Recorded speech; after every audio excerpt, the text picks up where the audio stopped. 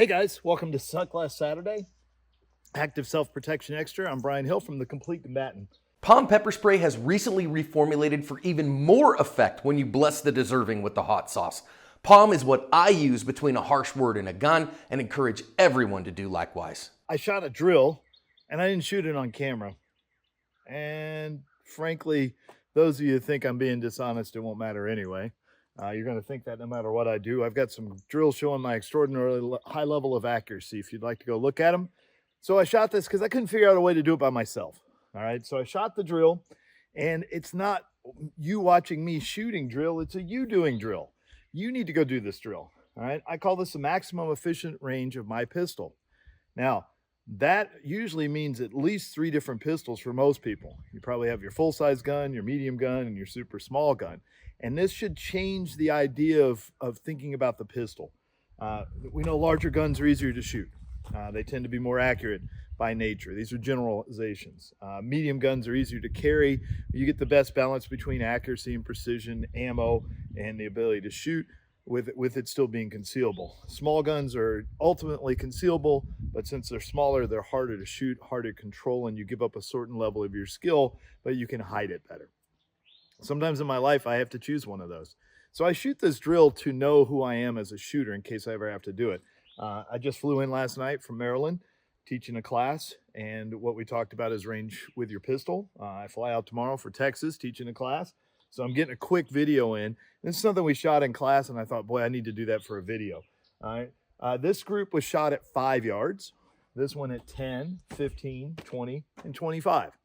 And I'm using a B8 because it's easy for me to think about a couple things. If I can keep everything in a 10 ring, that means I can do ocular shots with it. Well, at 5 yards, that was pretty good.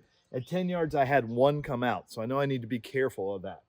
Then when I moved to 15, 15 seems to be a weird space. Vision wants to shift back and forth. Maybe I didn't pay enough. So I let one round walk out. So I need to know, I know I need to pay attention. It's funny, these were 1.2s, these were 1.5s, these were 1.8s, split times 1.8 seconds. Then I go to 20 yards and everything gets better again because the lesson was taught. Pay attention, Brian. That is always the lesson. Pay attention. Everything stays inside the face at 20 yards. It is a red dot. It's comp pistol. It's a full-size pistol, so I should do pretty good work. And then I go back to 25 yards, and it still stays in it. All right. Ammo, pistol, and shooter all matter.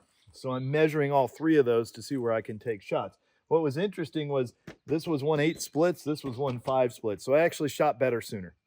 Good enough timely decisions are more important. And these tend to be about 2.5 seconds, 2-second splits back there. I can push it much faster, but this was just seeing if I can hit the target.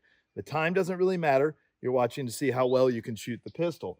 So if you were shooting this and you saw anything outside that circle, it means you couldn't hit a body at that distance with the pistol, and that's hitting a body with no pressure. Remember, this is a pressureless drill, except for me talking about it. If you can hit the gray, you can keep it inside of a face shot. And if you can hit the 10-inch, you can keep it inside the ocular zone mostly. It's a little big for that, but it's close enough. So it's good work for you. And allows you to watch how the pistol shoots at different points of aim at different distances. Not surprising, the red dot's a tremendous advantage with distance shooting, and it's a tremendous advantage when I'm shooting quickly. What I did is 5 shots on each, and rise and fall. I did run it on the timer, but not to be fast, just to measure my decisions, to see how long it took me to make a good decision. And that allows me to have some assessment of what's timely enough and good enough in my shooting. So do it at 5, 10, 15, 20, and 25 yards. This is a great way to warm up, great way for an accuracy mode drill. See where you're effective. It would be really interesting to see what happens as I go to a smaller pistol. I think we see a big difference. I used to carry a 5-shot revolver, and the 15-yard mark was about it for me. I could make 20-yard shots, but it took a ridiculous amount of time. It wasn't well worth it, and always lost 1 or 2 on a 5-shot string. So you guys work on it. See if that works out for you. Remember, you're gauging your ability to shoot at different distances. You need to look around your house and see what the longest hallway is. You need to think about a Walmart aisle. You need to think about an aisle at your church. You need to think about a parking lot, your front yard. And then you can know who you are, and you can make some good decisions like, can I take the shot from here, or do I need to get closer? Or do I just need to leave? Can I leave this situation? Is it far enough away? I think it's great for that. remember, in the fight, the only constant is you. You have to know who you are. What we're measuring is ourselves, and how do we make good enough decisions, see enough to do it, and then do enough to get hits. All right, guys, I'm Brian Hill with The Complete Combatant. I look forward to seeing you soon. And as always, measure, refine, and perform.